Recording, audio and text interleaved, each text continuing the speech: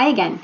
For this investigation, you are going to need one die, and you're just going to roll it and roll it and roll it and roll it like a gajillion times, and keep track of the rolls that you get. So you'll see here in the slideshow, like kind of an outline of what you're going to do. When you click the link to the worksheet, this new worksheet will open, and just like before, either make a copy to fill in the worksheet online, or feel free to just do it on a sheet of paper. So first, you're going to think about what are the possible outcomes. If you roll one single die, what could you get each time that you roll? And then how many times do you predict that you would get each of those outcomes over the first 10 rolls? Oh, just kidding. I have you roll 20 times. So in the first 20 rolls, how many times do you think each outcome will appear or will happen? And why did you pick that number? So you'll go through, you'll roll, you'll record what you got each time. So like I'm gonna roll, and I got a 2, if you can see that. So I'll write here that I got a 2. Roll again.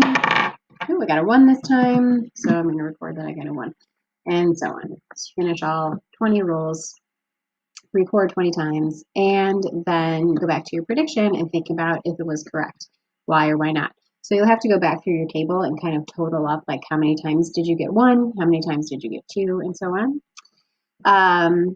Dependent events goes back to what we were talking about in the previous video. What a dependent event is was mentioned on the side of the previous video, the previous worksheet, so you can go back to that if you need to.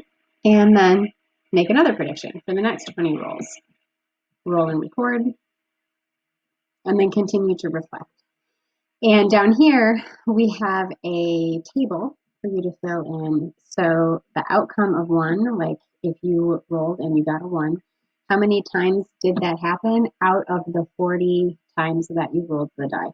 So obviously I did not just roll 40 times, but let's say, for example, that I got it 5 times out of the 40 times that I rolled. And maybe I got a 2 16 times out of the 40 times that I rolled. I don't know. Notice that it does say simplify if possible. So if you can simplify, you want to go back and do that. Then turn your fraction into a decimal. Remember, you can do that using a calculator by dividing, or using long division by dividing.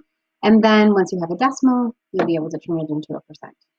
And then go down and answer these final questions at the bottom, and then you can go on to the next activity.